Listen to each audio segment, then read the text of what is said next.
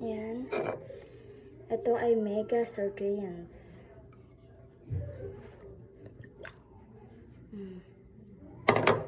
Masarap yan. Kaso lang may isang content creator sa TikTok na iyo daw siya.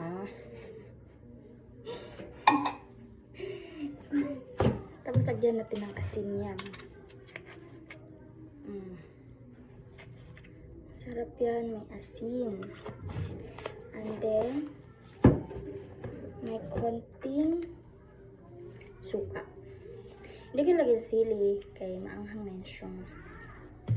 So, lagyan natin ng suka.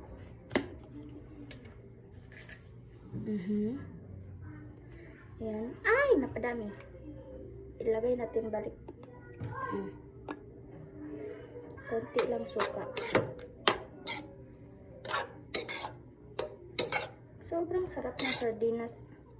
Kami dati, pag may sardinas na kayong ulam, mayaman ka na.